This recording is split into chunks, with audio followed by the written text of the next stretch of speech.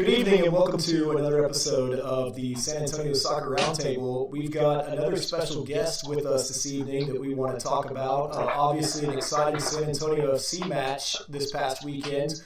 But just want to check in with you guys, see how everybody's doing. It's been a little while. We've kind of had some different crews. So, Jose, how are you feeling after yesterday's match? Matt, I am pumped. My voice is a little shaky, but overall I'm excited, and it's a good time. It's a good time to be a San Antonio soccer fan. Awesome, buddy. Yeah, no, I'm right there with you. It's been exciting. It's definitely been a roller coaster of a season for San Antonio FC fans. But Todd, how are you feeling, my brother? I'm with Jose. A little hoarse on the voice. It was great, popping smoke. The humidity just had it linger, and yeah, I think it killed pretty much everybody's voice for the day or two.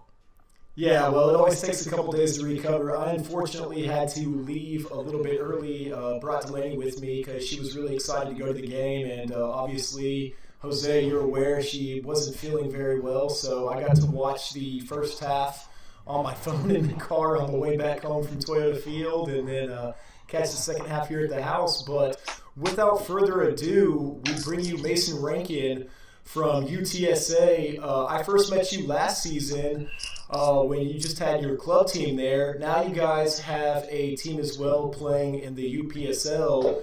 And as we've mentioned before, we want to bring you guys all the San Antonio UPSL news. How are you doing this evening, Coach Rankin? I'm doing great. Thanks for having me. Absolutely, absolutely. Thanks for coming on, man. First and foremost, just kind of wanted to talk to you about the SA Runners, SC, and y'all's inaugural season. Obviously, game today got canceled, so we'll have to push that back to the 15th. It will still be a home opener, though, for y'all's season opener here in San Antonio. But I know one thing that we were kind of curious about, what made you want to participate in the UPSL? Well, we had a few players join the Samba last year, and they actually brought the idea to me. I'd like to continue to have an opportunity for most of our players to play after they graduate, and that provided a good avenue for us to do that. So that was the original reason why we started it. Awesome. And now we talked a little bit about this, just kind of texting back and forth, but the players that actually play for the Runners, they don't have to be students. Like you just mentioned, it's more of a kind of like a stepping stone after they graduate from UTSA. Is that correct? Correct. We have one of the club players in the reserves at the moment, and we have a few that used to be on the club, and they're still current students.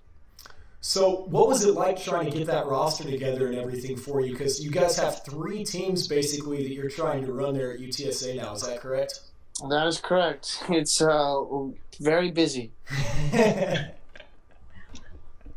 That's for sure. We've got a fantastic staff of coaches that assist me as well. I've got Sean Medellin helping me out with the Runners. He's my assistant manager for the program.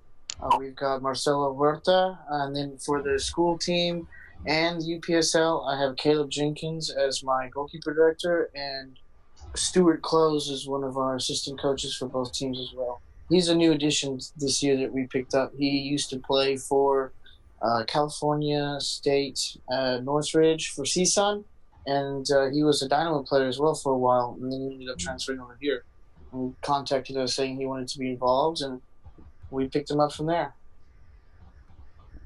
Well, that's really exciting. It's kind of gone from, you being a player/coach to really having to build that team around you in order to try and manage all these different clubs. What's been the biggest learning experience for you in pursuing the UPSL stuff? Well, once I involved more people in the actual creation of the organization, I was able to get more done at a faster pace. And that was just unbelievable how fast we were able to get things done the more people we got involved. So that was definitely a good learning experience for me. Yeah, because it seemed like the announcement to today, what was it, just a couple of months? Correct. Well, right? I've been looking at doing the UPSL since March, actually. Okay, so that was when we contacted them. And they interviewed me and vetted us and looked at, see if we could do it. We were trying to get off the ground for the summer, but part of the requirements for being in the UPSL is having a stadium. And we weren't able to secure that by the deadline. I believe it was even before spring break. So I wasn't able to get that done. Well, and I was a little curious about that. Now, where exactly are y'all's home games going to be played for your UPSL for the runners? Well, for the fall season, they're going to be at the UTSA Campus Rec Field, where we play our club games. Okay. Mostly that's because, you've got girls playing at the Division I stadium, and you've got football season going on across everywhere else in San Antonio. So it's kind of difficult to find a stadium.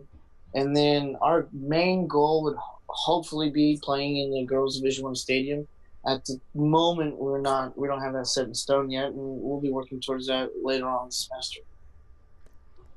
Now, me and you were talking about that. This would be like one of the only UPSL clubs that actually played at a collegiate stadium. So there's some red tape with that. Is that how I remember that correctly? Yes, I believe that across the country there could be up to 10 schools that are playing either at a university facility or that are actually affiliated with the university. I believe there is a club I believe it's USC actually, the Spartans, that have a UPSL team, or it's a team that they have an Open Cup. So we're not the only collegiate affiliated program that's in the Open Cup, something similar to what BYU did. But we're still only a college club team or organization, and we're trying to create a very higher elite level for all the players and everyone involved, to get more people locally involved. Most of our team at the moment for UPSL is made up of past San Antonio college players. So we've got some from the club team at UTSA, we've got some from Our Lady of the Lake, we've got some from St. Mary's, Incarnate and Trinity. So I remember originally that you weren't going to play the fall season. You guys were going to start in the spring of 2019. That's right. What made that change? I'm happy for it, but... Oh, well, thank you very much. It was very interesting. So basically, I had everything on hold. I figured, I've got a year to get this off the ground. I wasn't really trying to do much towards it because we were preparing for the school team's fall season with the A team and the B team. And we play in the Texas Collegiate Soccer League, and the A team was in the Premier Conference, and then they've got one called the Lone Star South Conference, which is basically the lower level, and then there's the Lone Star North. So the B Conference is split into North and South. And when I started, we were in the South. And after my first year of coaching, we were promoted to the Premier Conference after our successful season. And then first year in the Premier, we did okay. We were second to maybe third to last. But we were at the bottom. It was first semester at that level, playing, the big 6 Texas schools on a regular basis. My players were a little bit... overly excited on how good they thought that they were. and we had a few of them showing up, rolling out of bed, almost coming to warm up for the games. And that definitely slowed us down last year. So the Texas Collegiate Soccer League, with all the college club programs, decided that with the new addition of, I believe it was something like 28 more teams between the men and the women across all 3 conferences, they decided to create a third conference and name it, the Eastern Conference for Houston area, and added St. Ed's to that. And then they put us in the South Conference with Trinity's club team, Northwest Vista, and UTRGV and Texas State. And Texas State won 5 games last year and were top in the South Conference and should have been promoted, but they didn't promote them either. So they made another conference. They relegated us. We're playing teams that we play locally on a normal basis for a scrimmage on a whim. UIW's club didn't get in. They had some issues there, and that was, I tried to help them try to get into the South with us, but they got stuck in the B conference with the B teams. So we thought, hey, we're not really getting the services that we're paying for being a part of this league.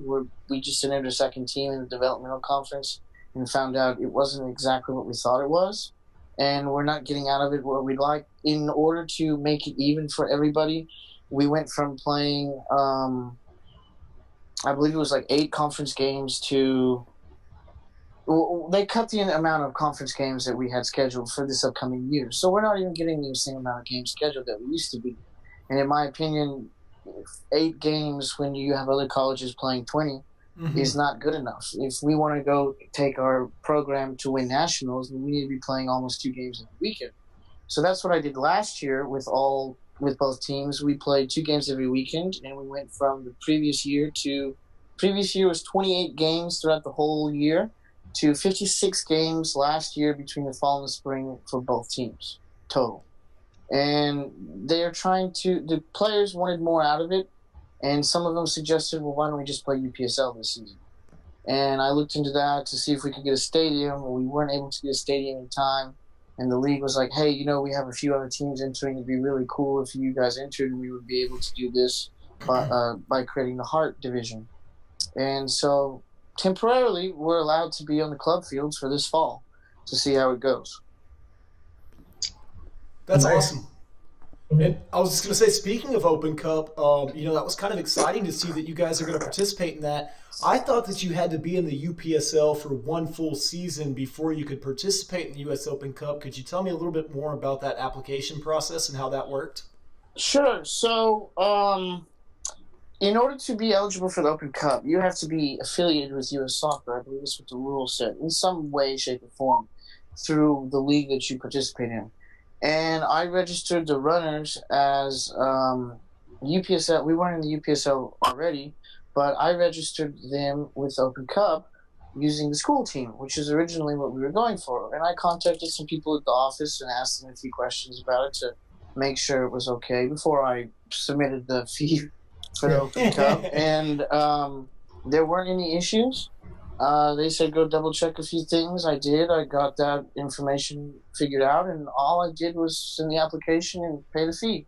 And everything got cleared from there, and we've been sending everyone off to get registered and get some international clearances done, and we're still seeing how it goes. It's a new experience for a few of us. We have a few players who have played in the Open Cup before, and they know how the system goes, so they're excited. And you're going to be heading to Austin at the end of the month. Do you know? 2 weeks. I'm unfamiliar with the the Celtic Cowboys. Yes. Don't know what league they play in. Never heard of them. Anything you know about them? Yes. Well, the school team, our club team, has scrimmaged them preseason in the fall. I want to say for the past 3 years now. Oh, wow. So we've got a good relationship with them. It was just happenstance that we ended up playing them. I thought it was pretty cool, but we kept that tradition going. We had a scrimmage this season with our A team. It was actually a mix of some of our returners between the A and the B team, and being our first game back, and some of the players hadn't played at all yet. So they scored on us 3 times in the first 12 minutes while we got everything together and got used to playing again. And then after that, it was a completely different game as the game went on. Of course, we couldn't get anything in the net, which was unfortunate, but it was a fantastic first game for the season. For the school team. Right. So they play in the Austin Men's Premier League, I believe. I have to check. It's got Austin in there somewhere.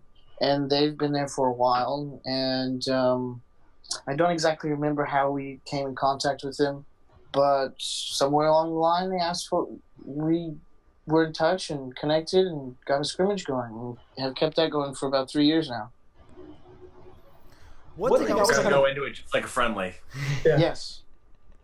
One thing I was kind of curious about, Mason, just about you personally, it sounds like everything from I hear what you're saying about, you're learning this, you're learning how to do this, you're calling these people and finding out what you have to do to take the program to the next level.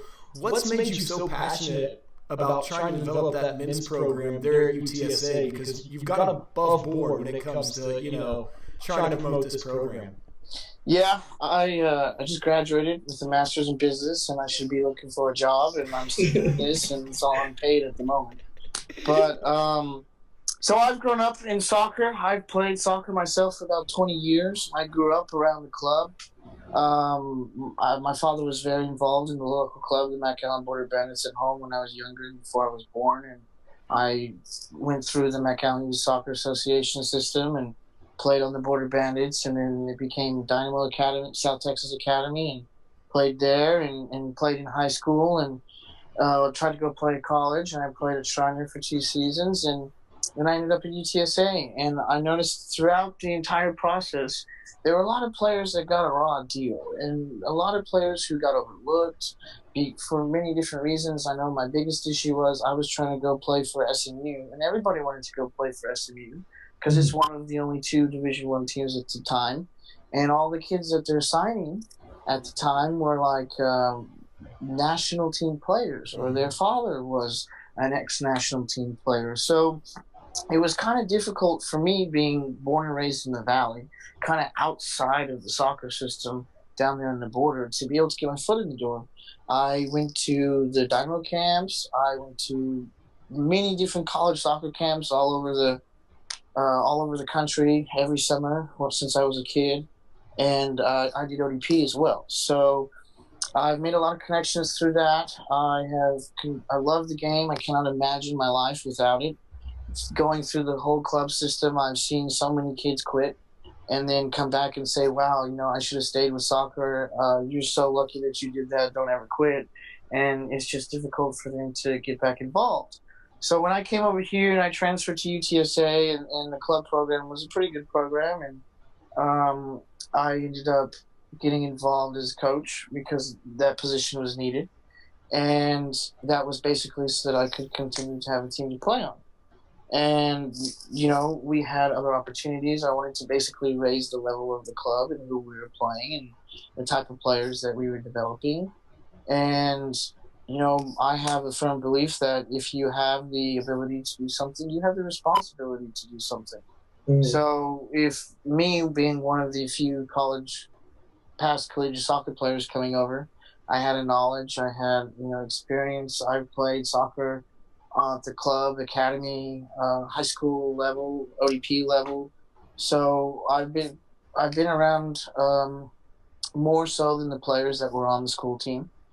And in order to step up and be a leader and work on that, we were able to help develop some of those players. So part of the reason for me building this organization is to give players an avenue to continue to play elite soccer at a competitive level when they might have been overlooked. And by providing the UPSL team, we're working with Michael Stewart with Soccer Smart USA. He's a scout. They've got a professional scouting agency that they look at players and get players sent over to Spain or Australia.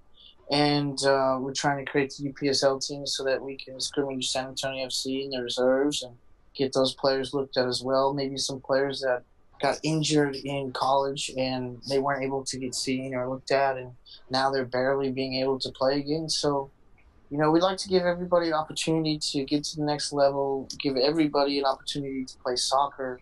We don't want people stopping. That's the biggest thing. If they can continue to play soccer, let's give them an opportunity to.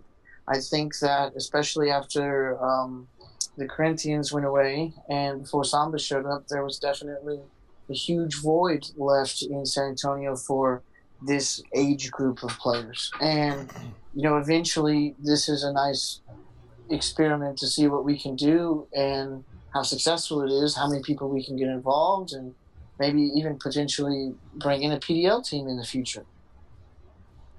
You know what? I think big kudos to you and to all the others. We're seeing Bernie coming up, Samba that's been around. Who else is coming up? Mac FC. Yeah, I think one of the biggest issues that people were talking about after the U.S. failed to qualify was the lack of opportunities for players and a lot of players being overlooked, like you say. Maybe they didn't have the connections at the time, when they were coming up. And I think this is a lot of people say that the more teams there is, the less quality, man. But I think with the amount of people there are in the area, I don't think that quality drops, man. It's just the ability to go out there and find the players that you need, man. And big. Exactly. I have more players. It just happened this way, but out of the players that we picked for the UPSL team, we have more players born and raised in San Antonio that have played for the Classics, that have played for the Scorpions Academy, that have played for SA United, Alamo, and then they played for St. Mary's or Our Lady of the Lake or Incarnate Word. There are so many of these people still here that are left here that either they went and played college or they're still here and they still have the ability to keep playing, or, there are actually quite a few teams in the country. They're increasing them. Maybe they'll get picked up elsewhere. Maybe not here in Texas, but it'll be good somewhere else. When I was trying to go play college, there were only 2 Division I universities for men in the state. Now there are 4. It's growing, and we want to increase that growth rate and speed it up. And speaking of increasing that growth rate, there's another goal that you have on your agenda that I know would be a huge milestone for you, and that's bringing a Division I program there to UTSA for men's soccer. Where does that currently kind of stand? Tell us a little bit about that dream and just, give us an update on that. Well, as times have changed and more developments have come up and more opportunities have arisen, I don't think that Division I men's team at UTSA would be the right way to go in the moment. Okay. I think that it would be fantastic to have a team like the club team be able to play at that caliber or create an organization like the UPSL, because then let's say you have the club program and you get all this money and you have players come to try out for the team. Then if you have enough money, you can give them scholarships for room and board. There aren't necessarily many restrictions on that from any athletic organization or league like the NCAA. Okay. So that would create another opportunity for more people to come to school and learn and figure out what they want to do and develop and move on to the next level, whether it's in soccer or in their profession. So you're looking more for the overall benefit of the players. Yes, definitely. That makes sense. Well, Todd, you've been kind of quiet, man. Did you have any questions there for Coach Rankin or UTSA or anything? We all 3 of us went and saw you the friendly against Zamba. I know that was before your tryouts. So was that mainly past club players? That was entirely club players from both the A and the B team. They look good. Well, thank you. That goalkeeper you had playing that day. That's Caleb Jenkins. He is our goalkeeper director. All of our keepers were in town at the time. Originally, he was going to be playing with us for the Open Cup and UPSL, but he's just going to stick with coaching and helping us with being finance director. Well, I know we look forward to watching you play, or not watching you play, but watching your team play. And I hope to get there one day. I'm recovering from an MCL injury, so I've been out about 7 months, and I've got another at least 4 to go. That's running for the spring of 2019 season. Yeah, that's what I'm gunning for, but we'll see. Gotta get better. Jose, did you have any final questions or anything like that for Coach? Yeah, just again, kudos to him for doing this, giving more of an avenue, more of eyes on players that haven't had the connections, or like I said, the person that knows a person. Maybe a guy. You'll have one guy have a breakthrough season, and he'll get caught up to a USL or an MLS team, and that'd be great. That'd be a great achievement. But overall, if it's like I said, more soccer in the area, it's better for us that we like soccer. Get to go watch more games. Exactly, and if you have, more homegrown players and more opportunities for them, that makes San Antonio a big soccer city as well, and brings more attention to us for other possibilities. I know. I had another question. I was going to ask, what's up with merch? All of us like scarves, like jerseys. That jersey was sick. Oh, well, we're working on that. We will be partnering with Soccer Factory to supply all of our equipment, and we're just trying to secure all the funds we need to be able to start that process. Well, as we mentioned to you guys too, because the game today got rained out, obviously, y'all do have your upcoming season opener there at the UTSA campus on Saturday, September 15th at 7 p.m. So it'll be your season opener. I know I will be out there for that game and look forward to just kind of watching you guys and seeing what y'all are able to do in y'all's inaugural season. But any final thoughts, Todd or Jose? Just wish you the best of luck this coming season. Yeah, thank you very much. I have a few things I'd like to add really quick. Yeah, go ahead. There's several things that are on our agenda. Obviously, we want to continue to stay in the Open Cup as long as possible. our goal is San Antonio Runners versus San Antonio FC at Toyota Field. That would be amazing. That's one of our goals. Another goal is all of our players who played college or our older ones on the team. We're trying to get signed at the end of the season. So we're avidly trying to get them looked at and sent footage of them to other people, and definitely utilize those connections that everyone has. And then also, I've been speaking with John, and we've been planning a San Antonio Derby against Samba and the Runners, and we're still working on a date for that and getting a trophy and setting that up. But the opportunity to have the rivalry in town against them is really, really good for getting people involved, getting the city involved. I studied a lot of rivalry and business management over my MSB program, and in that sort of sense, I think it's a fantastic opportunity that we can create to do that and to continue to elevate soccer in San Antonio. If we can create as many opportunities, we can get all the youth players in San Antonio playing soccer, then everybody's involved in soccer. Like an example, Will Ferrell with LAFC, when interviewed on why he wanted to invest with him. Well, I played soccer as a younger kid, and I wanted to give back to the community and help everybody out and help increase soccer opportunities. So that's kind of the goal for us. If we create, let's say we get a team in the NPSL, and the PDL, and UPSL in the future, that would be an absolute dream. Absolutely. I'm with you 100%, man. I think that's awesome. And we just want to thank you for coming on and sharing that dream with us and everything. If there's anything that we can do to help out with that San Antonio Derby, man, for sure let us know, and we'd be more than happy to help. Fantastic. I would love to have you all out there all the time and work with y'all and anyone else that we can. We don't want to compete against anyone too much. We're competitors on the field, but off the field, we're all partners. Absolutely. We're all got the same goal.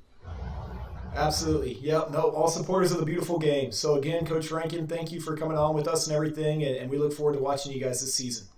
Thank you very much. So that was Coach Rankin with the SA Runners Club for the UPSL here in San Antonio. We've got another guest joining us this evening, Jacob Tingle from Trinity University. How are you doing this evening, sir? I'm great. Happy to be here with y'all. Yeah, thanks for coming on. I've been following you on Twitter for a long time and always see your insight there for Trinity University. And just to start off with, could you tell us a little bit more about your role there at Trinity? Yeah, so I'm currently a faculty member in our School of Business, and I run our sport management minor. I'm also the director of our experiential learning office, which is an administrative appointment, which puts me working with the career services folks also.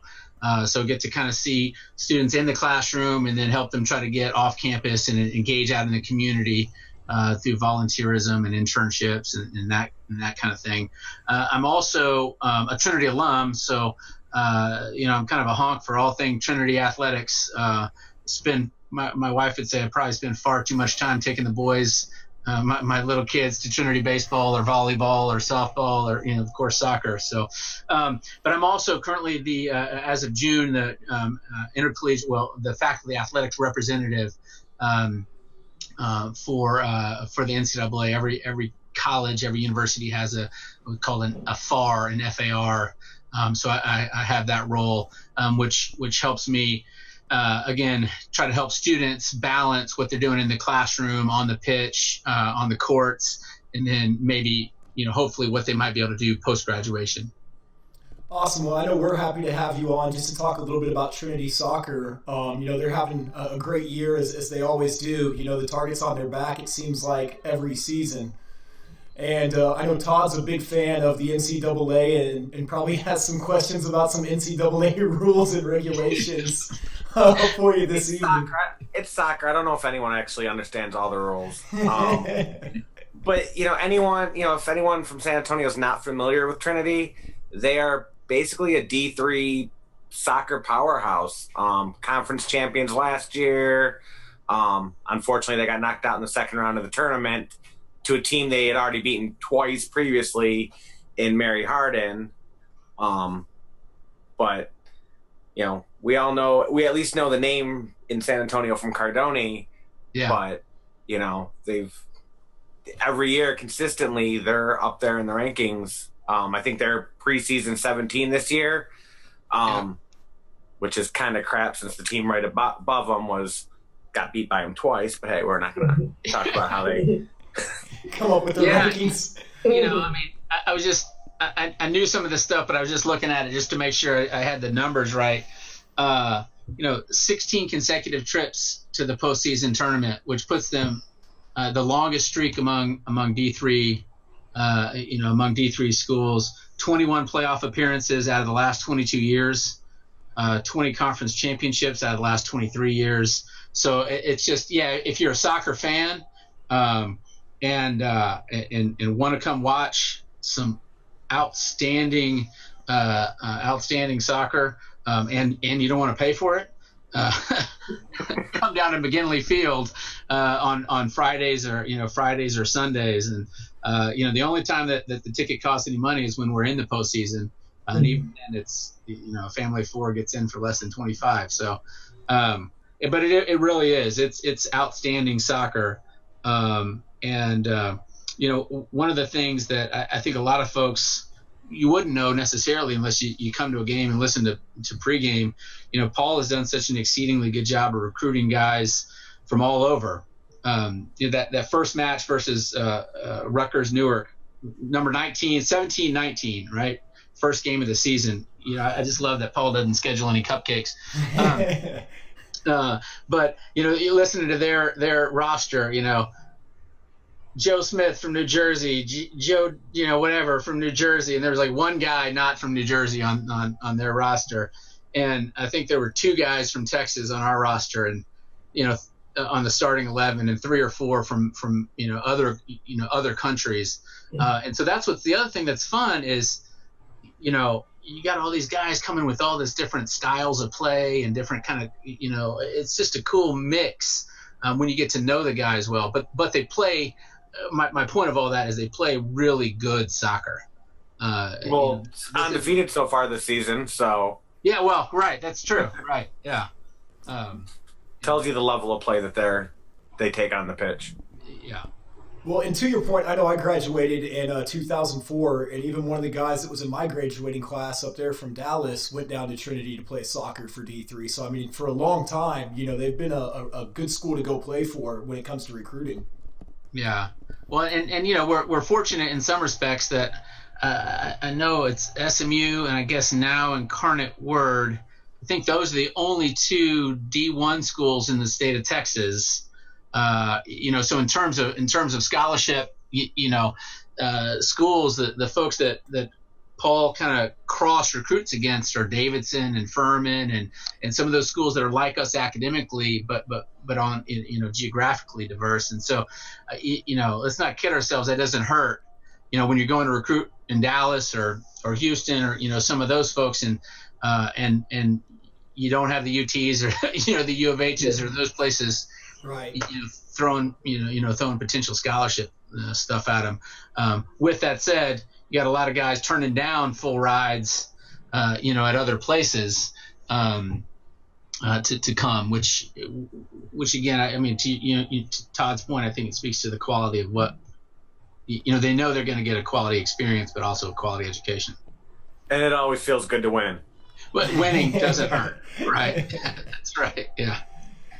Yeah, well, that's awesome. And not only are you a Trinity alum, but you're also a San Antonio FC fan. What are your thoughts so far on this season, just, being a supporter and watching the club? Yeah, boy, I think we were talking offline earlier. Roller coaster is the way to describe the season. I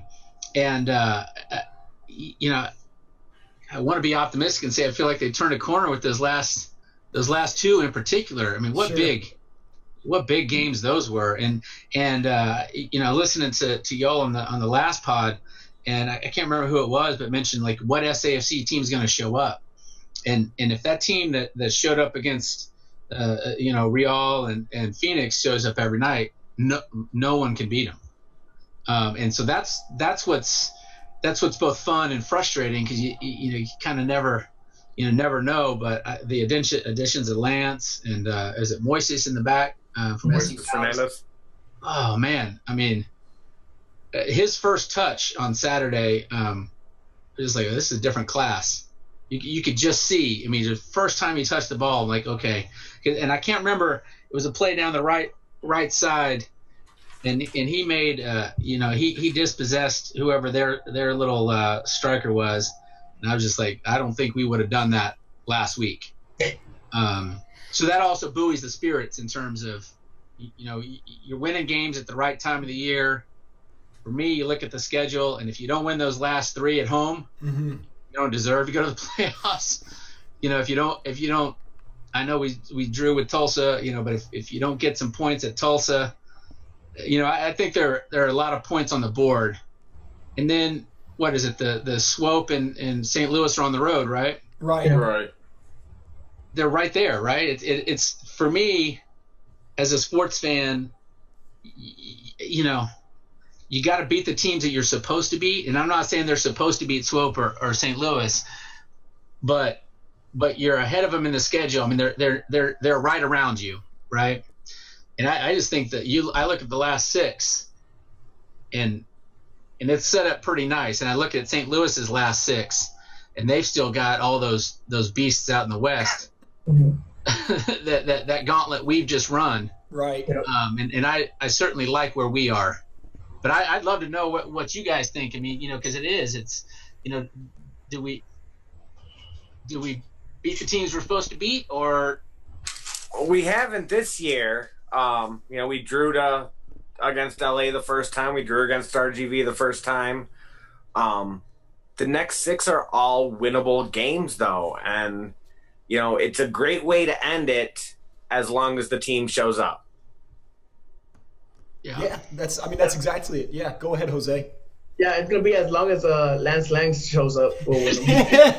That's what it looks like right now. 6 more goals, 6 more assists, 12 games played. Well, that's what everyone wants to talk about. We Yeah. put it earlier, for questions, and it's all about Lance. Do you guys think? I know he's on loan for just for the season. Do you guys think he'll be back next year? I'd love to say yes. I think that's almost too early to tell, though. I know with FCC he suffered some injuries. He wasn't getting a whole lot of minutes. And so that's kind of why he got the opportunity down here in San Antonio that he got. He says he's happy. He kissed the crest. I don't doubt his words when it comes to that at all. It's kind of a standard response. Nobody's going to say that they don't like the city that they're in, but I do truly believe that he does enjoy being a part of this team, and he has proved to be a big spark for the club. Todd, me and you were talking yesterday a little bit. Whose role do you think that he's really replaced kind of in that starting 11? Fill in the gap that Presley and Escalante were kind of rotating, and they moved Presley into that center spot. And he's doing a phenomenal job. You can't, 3 man of the match in a row, 3 goals, 3 assists. He's doing it better than anyone else did this year. But back to staying or not, I don't see him going back to FCC with them moving to MLS. Mm-hmm. You look at clubs in the past that have moved from either the USL or the NASL, they generally don't take more than 2 or 3 of their players. True. And when you got Alashi, who played for San Jose, and you got Adi, who was with Portland, and you got Ledesma, who's basically burning up the USL, is there room for a 4th player going up with you?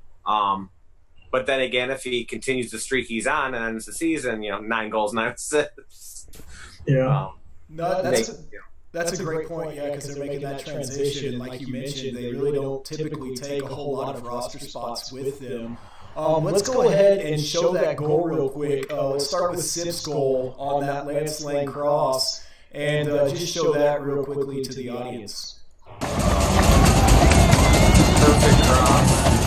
Power behind that header. Sip's first professional goal. There was a big collision in that header that Sip had with the defender, and actually Sip kind of fell on his side, but the ball was in, so he probably didn't feel it till after the game. But he went in there. He went in there charging, So there was so much power in that header. Mm-hmm. Yeah, and I was kind of curious, Jacob, actually to get your take on this, just kind of with the experience that you have when it comes to headers and stuff like that. Obviously, speaking of Lance Lang, kind of had that collision where it looks like, they went up on a 50-50 ball, maybe heads collided. Do you feel like maybe soccer should be investigating a little bit more, kind of like the NFL, in terms of concussion protocol and trying to figure out, I know they stopped headers in ages 10 or 11 and under, and the substitution rule they changed. But do you feel like they could be doing more to evaluate players on the sidelines who might have had concussion-like symptoms? Yeah, it's interesting, and I don't know the NCAA guidelines probably the way I should. I know the way our medical team takes those really seriously. But there's been a really interesting. I'm a fan of Queens Park Rangers in the English League, and on one of their podcasts, I guess it was about a year and a half ago, they did a really great. It was about a 60-70 minute episode all about kind of head injuries and looking at guys that played in the 70s and 60s, kind of the same era that we're talking about with NFL injuries in particular, and talking about kind of these Alzheimer-like conditions and so it is interesting. Like, that conversation is occurring at certain levels. The other pushback is the ball was different in the 70s. Like it was almost not quite, but almost medicine ballish, that kind of thing. And sure. But I do hope that we don't have this. Let's have the jury wait until 20 years from when when Sip and Lance and these guys are 45 or 50, and then like, oh yeah, well, we should have been looking at that that many years ago. I feel like, though, if the conversation is happening in England and in other parts of Europe, it's going to trickle down. Hold judgment against USSF, I guess, for the moment, but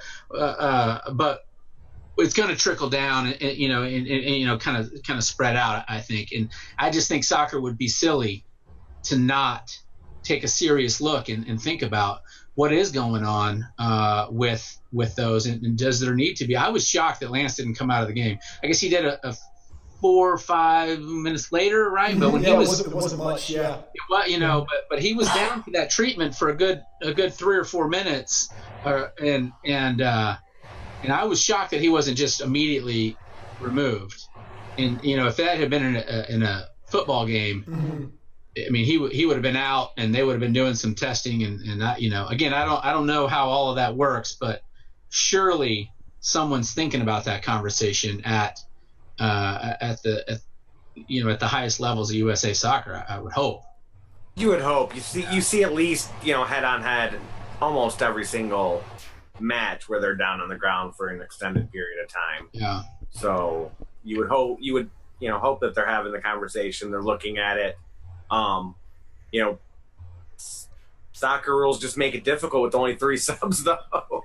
Well, and that's the thing, right? So what do you do if someone has to be removed for a head injury? Are you allowed an extra sub? Yeah, so I was doing some reading up on the rules just to try and see what they've kind of put in place. Yeah. So I know that they don't penalize you for that. Like, obviously you can come off and then come back on if you want to, or whatever, like other injuries. But my understanding of the rule is you don't get penalized if it's a head injury like that for the substitution. Yeah. But I mean, that's kind of really all I could find that they had in place, and that was like the 2011 initiative of them, trying to make changes.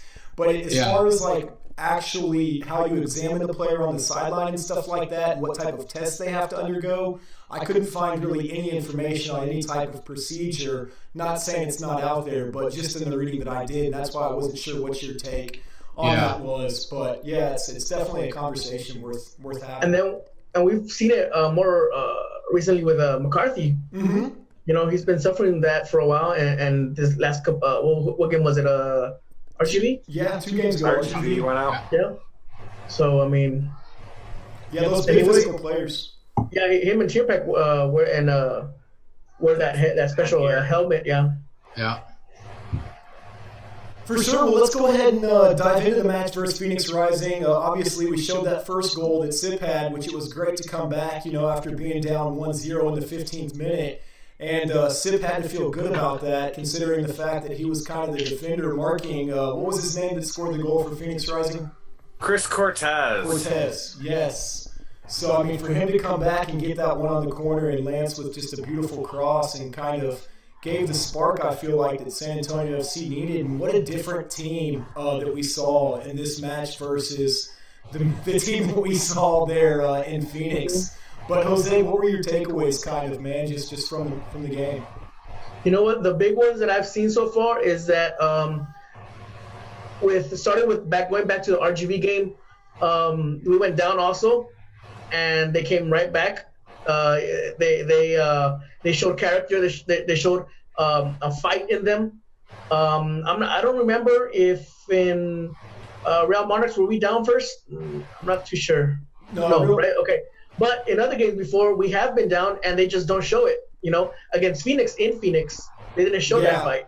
But and then this Saturday they did show it right away. They came back and scored, and even before the goal, they were pressing and then trying to make something happen. And I think that's one of the biggest things.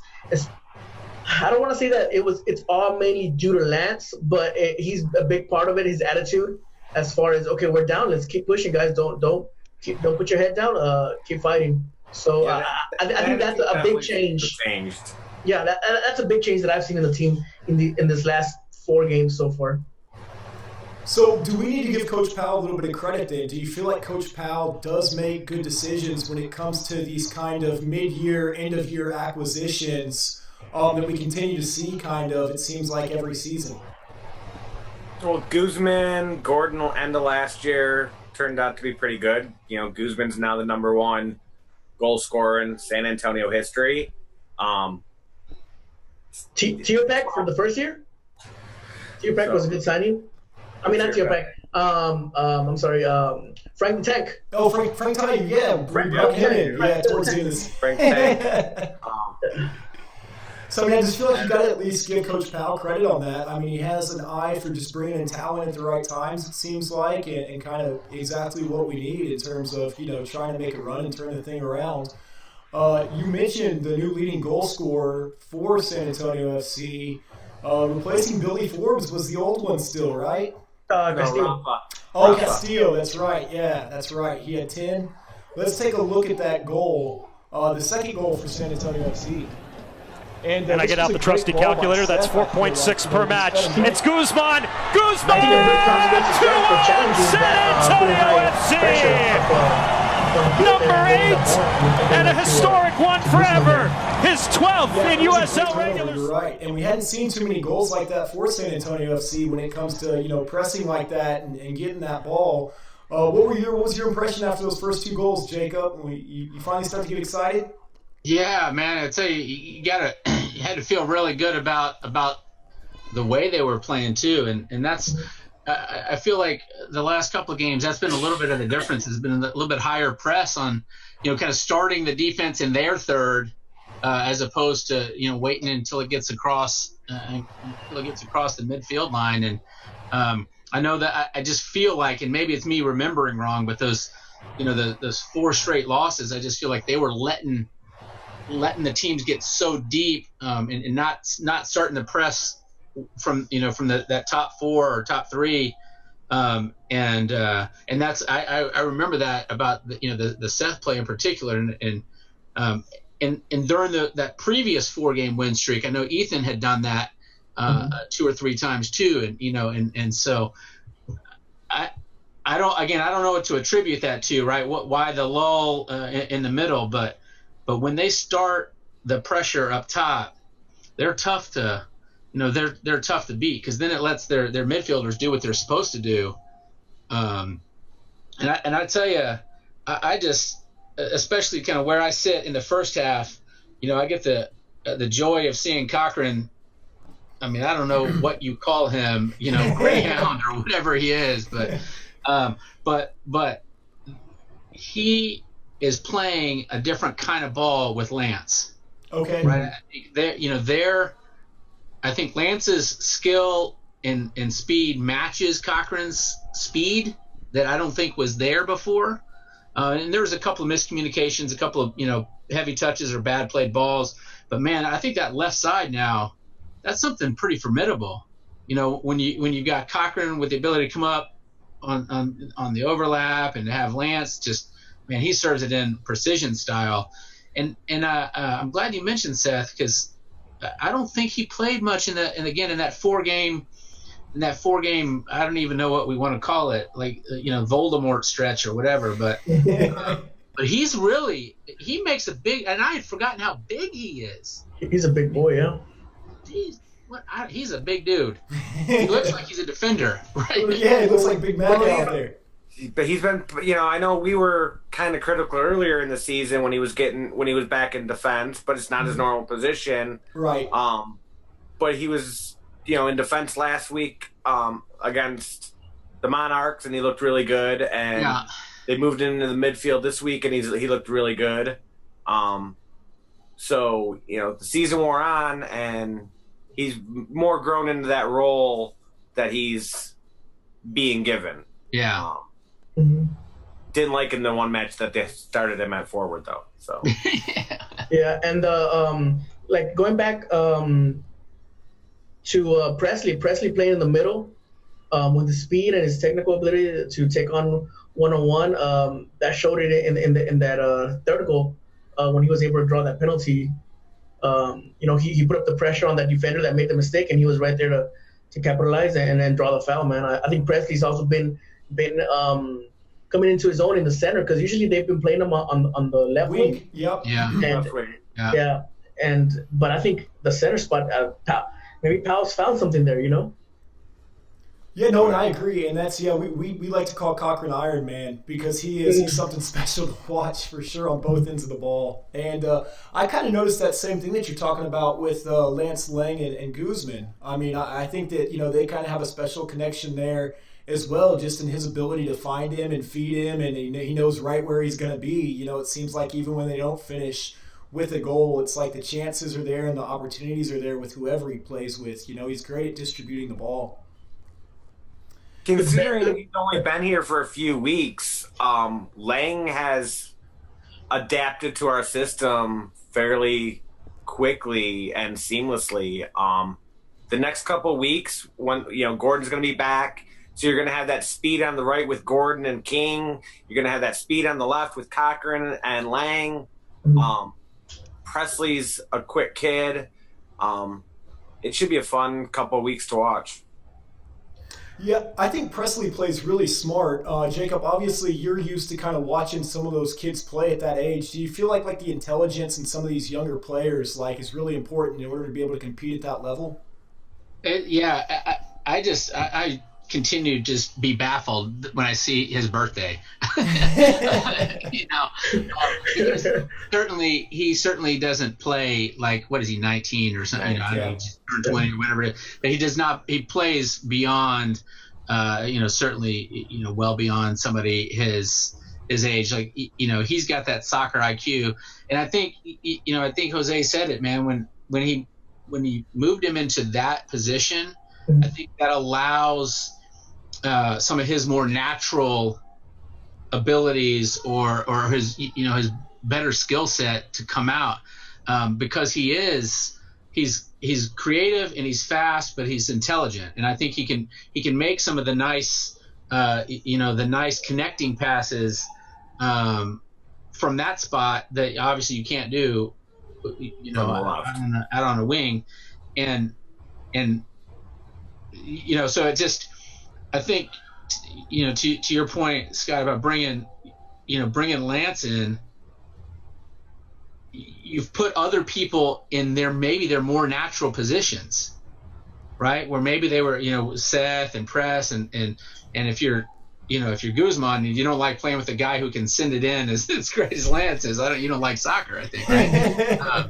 But that's the thing for me. I think Presley's now in a better position that more naturally suits his skill set, and his soccer IQ, I think, is just through the roof. And I, my boys were they weren't kidding because they're 10-7 and they don't know how to joke like this. But like, oh, do you think he's gonna play at some other level? And I was like, kind of half kidding with the response, but he's the kind of guy that I think with the right levels of maturation, you could see him playing. I could see him playing and being successful at the next level. There's a lot of stuff that would take to get there, but he's something special, and one of those that I feel like in 3 or 4 years or 4 or 5 years, we might be looking and say, I remember when he played in San Antonio. Sure. So. Absolutely. Well, do you guys want to take a look at that last goal? You mentioned that Connor Presley was able to draw the foul, and Lance Lang would bury the PK. San Antonio looking for three, and they've done it! Lubin guessed right, but Lang able to power it in, and San Antonio leads it 3-1. And kiss the crest. And it's kind of an interesting topic that you bring, Todd, just because the more I sit there and think about that question of could I see him here in San Antonio next year, and his ability and the way that he just fits this system.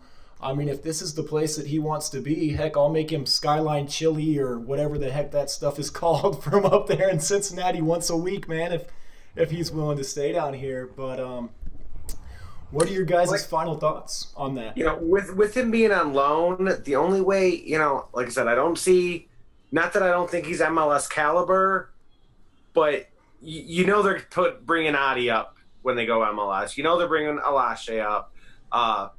Ledesma, like I said earlier, is just lighting, USL on fire. He's 12, 13 goals. So unless they introduce, FCC2 to the USL, I don't see why, transfer him. I don't see why they would recall him. So, and hopefully, like I said, he's happy here. Fans have seemed to embrace him pretty quick, but you can't, with those results, why wouldn't you? So let's hope he stays next year. They should be trying everything they can to buy out that contract before Phoenix does, right? Because you know how sneaky they are. Look, real quick, I have his Twitter pulled up, Lance's Twitter, and it says, "It's never too early or too late to show appreciation. I've kissed a few teams' badges over the years when I score. It's always meant I am very happy and grateful. Was sad for most of the year. Now I'm in a very good moment. Let me enjoy my moment, which I know that I won't last forever." I mean, because I think he's 30, so he's up there in age. So I mean, I think he's just happy where he's at right now. He's enjoying soccer right now, playing it the best as he can, and like he says, he was sad most of the year. So I think that's what's giving him the extra motivation to play the way he's playing right now. He's trying to prove, that leaving him on the bench for whatever reason it wasn't a smart choice, and now San Antonio's taking full advantage of that. Well, he had success, in the NASL, 3-time league best 11. So sitting on the bench in Cincinnati, that has to be rough. When you've played at the top level and you've consistently been one of the best at your positions, and then you're sitting behind some really good players, but you're just not getting the chance to show your talent. That's got to be, frustrating for him. And well, and I feel like he's having fun. You know what I mean? Like, when you see him, he's smiling, he's celebrating. Like, you can, that tweet that you just read, you can tell that that's from the heart, because he looks like he's just enjoying himself and having fun being back out there and scoring goals and just being a part of the team. So, Jacob, I know you guys, Trinity's got a game. Is it tomorrow night? Is y'all's next match? I know you had one get rained out. Yeah, so theoretically, we're playing Texas Lutheran tomorrow. But I'd be shocked if that game happened tomorrow. But because that's a conference game, that one will for sure get rescheduled. We were sad that the Sunday game versus UT Dallas got canceled. Non-conference, that won't. I don't think that'll get made up. The way the D3 works is, winning your conference is kind of all, is everything. There are a handful of at-large bids, but big key to those at-large bids is what they call regional matches, and so it's certainly great to beat number 19 in the country, Rutgers Newark, and that game with number 3 Chicago. That was a double overtime 3-3 draw, down 3-1, and that was an unbelievable draw.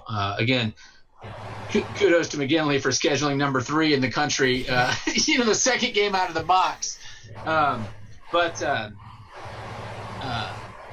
those are great wins and look good and give your teams confidence and those kinds of things. But the regional game, so that third win, against Hardin-Simmons was important, because that goes in that regional box. And so anyway, it's just looking at their schedule, and after those first 2 games, and then how they played against Hardin-Simmons. Trinity's got 9 goals in 3 games. I think by 7 different players, I believe. Yeah, right. And so that's pretty impressive. At least one of those goals is by a transfer from where's he's from? He's from New York, D1 program in New York, and then another goal, from a first year. So you got new members of the team that are already contributing and already fitting in,